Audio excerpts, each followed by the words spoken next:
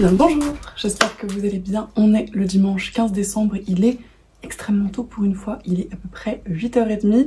Mon jogging troué et moi-même on se prépare à aller à l'escalade, mais je me suis dit que c'était l'occasion de commencer pour une fois un vlogmas relativement tôt et d'ouvrir le calendrier de l'Avent de Lucie. C'est le dernier paquet qui reste dans ce magnifique carton, mais je pense que je vais faire comme Lucie, c'est-à-dire que je vais transvaser tout ce qu'il y a dans le deuxième carton qui est juste un carton Amazon dans ce carton là que j'aime beaucoup. Ce sera beaucoup plus fun pour la deuxième partie de ce calendrier, mais bref, je reprends bien évidemment mes petites cases et la 15e qui est juste ici avec un petit bonbon jaune et toujours le petit papier. Et pour le coup le 15 ressemble étrangement à un livre. Le mot-clé du jour c'est Found Family, une très belle histoire où les persos se créent leur propre famille. C'est un YA francophone publié chez Naos. Un YA francophone publié chez Naos avec une Found Family. Oh là là, ça va être très dur encore. Mon cerveau est vide, c'est trop tôt le matin. Je vais ouvrir le haut, je verrai bien. Oh, c'est trop bien.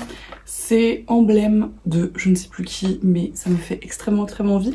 Je ne savais même pas que c'était une histoire de fin de famille. Je sais juste qu'il y a pas mal de représentations très chouettes, que Lucie avait beaucoup aimé, que beaucoup de monde ont beaucoup aimé. J'ai vu d'excellents retours sur ce titre et il m'intriguait beaucoup. Donc c'est ça, c'est Emblème, le premier tome de Ina Ciel. Tome 1, le cercle des géographes, aux éditions Naos. Du coup, j'aime beaucoup la couverture, ça a l'air hyper cool. Voilà, je ne savais pas grand chose sur ce livre, mais il m'intrigue beaucoup, donc je suis ravie. Merci beaucoup Lucie, c'est un excellent choix et je me ferai un plaisir de le découvrir. Et on continue du coup avec le calendrier de l'Avent Nuo et le numéro 15 qui est juste ici. Encore une fois on dirait un tube.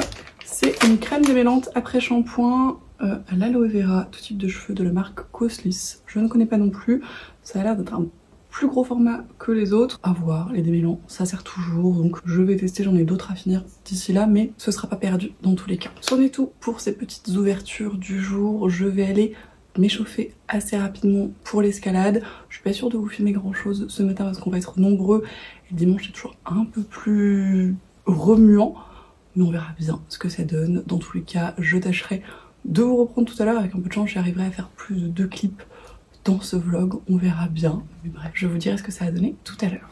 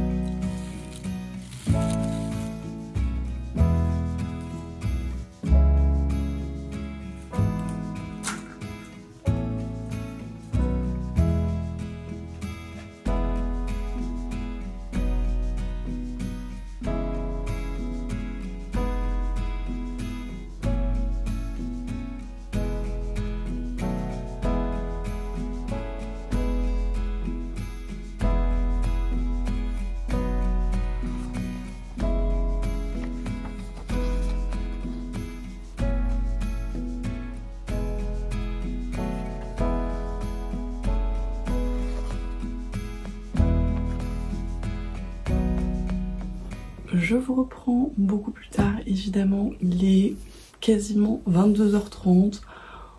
Encore une fois, ça a été un dimanche très tranquille, j'ai majoritairement glandouillé, j'ai un petit peu joué, j'ai fait un tout petit peu de puzzle et on va aller les cadeaux de Noël parce que il est temps de s'en préoccuper, n'est-ce pas? J'ai essayé de vous filmer des petits plans par-ci par-là et j'ai quand même réussi à lire un tout petit peu.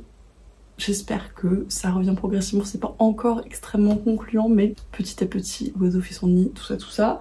J'ai tenté de continuer Glint de Raven Kennedy aux éditions Hugo Romantesi.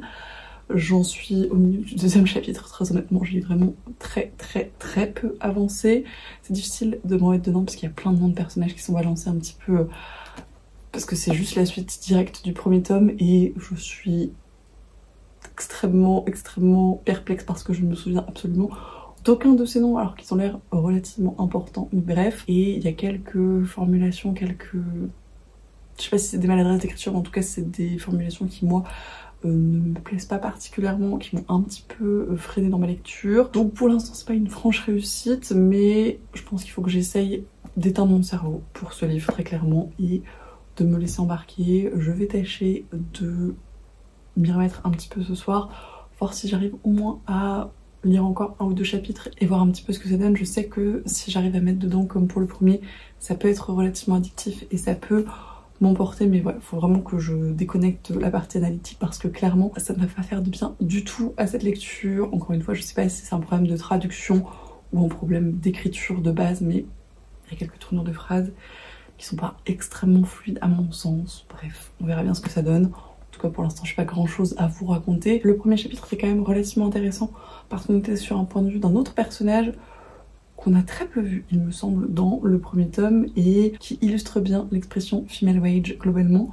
Tout c'était plutôt prometteur, mais là voilà, on reprend le deuxième chapitre du point de vue d'Oren et ça m'a pas transcendé, en tout cas les quelques pages que j'ai lues, donc à voir ce que ça va donner ensuite, je ne manquerai pas de vous en reparler. Et dans un autre style complètement, et clairement c'est l'opposé absolu de la lecture légère, j'ai pris ce livre un petit peu au hasard, c'est ma mère qui me l'a prêté en me disant que ça l'avait beaucoup touchée et que c'était une lecture importante, ce en quoi je la rejoins totalement. Je voulais vous parler de lui, de Lily B aux éditions des Enfants Rouges, qui est un roman graphique, autobiographique et le récit d'une histoire très dure globalement à lire et à plein de niveaux. Il y a énormément de trigger warning. Globalement on va parler d'interruption médicale de grossesse, donc voilà, si c'est un sujet qui vous touche, si c'est un sujet avec lequel vous n'êtes pas très à l'aise, si vous ne voulez pas en entendre parler, je vous invite à passer cette partie de la vidéo parce que c'est toujours des choses qui sont un petit peu compliquées. Moi c'est un sujet que je trouve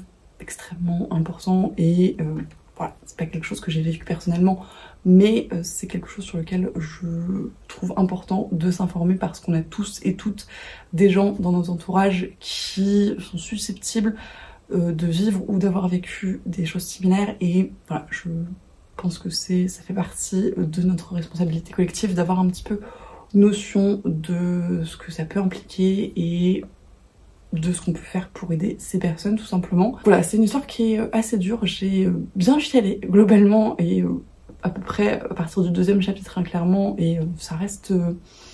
voilà, je viens de le finir donc ça reste assez frais, ça reste assez dur d'en parler, mais c'est encore une fois pour moi un récit extrêmement important. En gros c'est le récit donc, de cette femme qui est enceinte autour de son 3e, 4e mois, je ne sais plus exactement, et qui fait donc le dépistage de la trisomie 21 comme c'est proposé en France de façon globale, et qui va malheureusement avoir l'affreuse nouvelle que le bébé qu'elle attend est porteur de trisomie 21, ce qui va les amener, son conjoint et elle, à être face à la décision d'interrompre ou non la grossesse et toutes les conséquences en fait de ce choix dans un sens ou dans l'autre, parce qu'effectivement l'interruption médicale de grossesse, même si c'est une possibilité, même si c'est un droit et même si c'est proposé largement à des parents porteurs de maladies qui peuvent être de gravité importante et avec des conséquences malheureusement sur la qualité de vie des enfants et sur la qualité de vie des familles extrêmement imprévisibles, et même si ça reste des choix éclairés, même si ça reste des choix mûrement réfléchis, c'est extrêmement difficile et je trouve que c'est quelque chose qui est très bien retranscrit